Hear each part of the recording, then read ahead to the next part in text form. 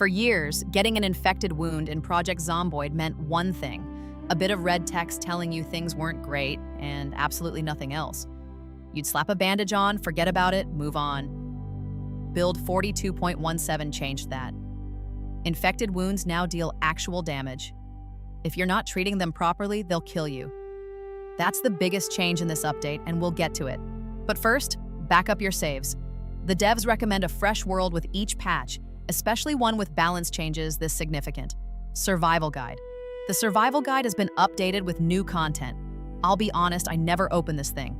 But if you're newer to the game, it's actually solid. Animated tutorials covering all the basics. It won't walk you through advanced blacksmithing or pottery, but it's got the fundamentals, worth knowing it exists. Sandbox spawn points, and this one's been a long time coming. Previously, Sandbox gave you the same 4 default spawns as a standard game. Now they've added Brandenburg, Echo Creek, Ekron, Phallus Lake, Irvington, March Ridge, and Valley Station.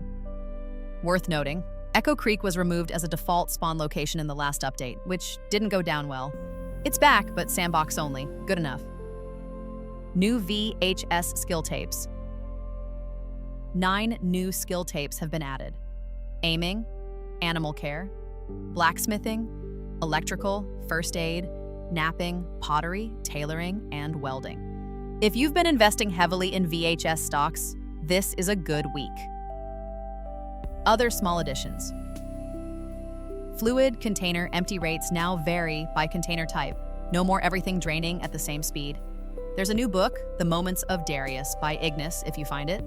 And the pet name list has been updated in memoriam. F's in the chat. Controller support is still in progress. Additional changes have been implemented, and the team is actively asking for feedback. They said it's been extremely valuable. Custom key bindings in-game are still coming in a future update.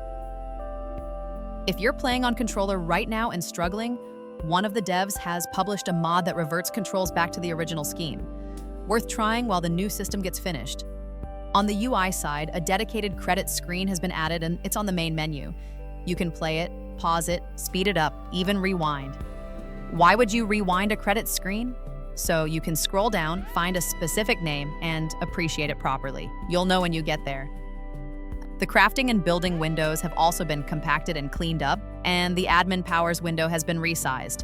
Nothing dramatic, but the interface is a bit less cluttered. Wound infection, the big one.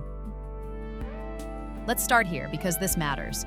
The wound infection damage factor setting controls how much damage an infected wound actually does. In Apocalypse, Outbreak, and Rising, that value was 0, not low. 0. Infections were cosmetic, just a status message you could safely ignore. It's now set to 1.0 across all of those modes. In Extinction, it was already 0.5, and it's gone up to 1.0 as well. So treat your wounds properly with the right supplies. The lazy bandage and forget approach that's worked for years is now going to get you killed. Loot spawn rates. Other loot rates have been bumped in Apocalypse, Outbreak, and Extinction, up from 0.6 to 0.8. Rising went from 0.6 to 1.0. Vehicles in Apocalypse now spawn with fuel more often, up from low to normal. In Sandbox, the normal vehicle fuel setting has been reduced from 70% to 45%, so it balances out a bit across the modes. Occupations. Several occupations have been rebalanced. Chef now correctly gives +1 short blade instead of short blunt. That was always a bug. DIY expert no longer gives +1 carving. It now grants the inventive trait instead, and the point cost dropped from -4 to -2. Doctor and nurse both moved from -2 to 0. They now cost nothing, which makes them significantly more viable as starting picks. Electrician dropped from -4 to -2. Farmer now gets +1 strength. I feel like farming should give you more than 1 point of strength, but I suppose we're being conservative. Rancher moved from -2 to 0. Welder dropped from -6 to -4. Overall, the economy around high-value starting builds is tighter. Less free points to throw around than before. Traits. Nutritionist dropped from -4 to -2. Still worth taking, but you're paying more for it now. High thirst went from +1 to +2. An extra free point for a drawback that's pretty easy to manage. Take it. Smoker went from +2 to +3. always been a reliable freebie pick. Even better now, animals. Animal stress has been rebalanced. They gain less stress from zombies, less from rain, only certain species mind rain anyway, and less from noise. They also calm down faster when petted. The threshold for destroying objects moved from stress 70 to stress 80. Net result, animals should be more stable and stop randomly bolting. Whether that makes them actually easy to keep, we'll see. A few other smaller balance tweaks. Gas mask and respirator filters drain more slowly from corpse sickness. Tailoring tool degradation has been reduced. Moodle buffs from radio and TV shows that weren't properly awarding them have been fixed, and carpentry XP has been adjusted for a handful of recipes. Bug fixes. Quick note, there's a solid chunk of multiplayer fixes in this patch too. Zombie speed settings, map visibility options, a bunch of server-side stuff. I'm not covering that here since I play solo, but it's worth reading through the full patch notes if MP is your thing. On to the general fixes. Infected player characters now correctly turn into zombies on death. That one had been slipping through. Firearms now properly increase in encumbrance when loaded, both for magazines filling up and for inserting a loaded magazine into a firearm. Both were broken. Both are fixed. Characters were spontaneously taking their clothes off. Also fixed. Zombies were teleporting when hit. Fixed. The basement wall exploit that let you disassemble walls into the void. Fixed. Fixed being unable to continue split-screen characters in subsequent play sessions. Split screen is actually very good in this game if you can convince someone to play it with you on a controller, which is easier said than done. Fixed claustrophobic still being available after selecting agoraphobic, and agoraphobic reappearing for veterans after any trait change. Classic.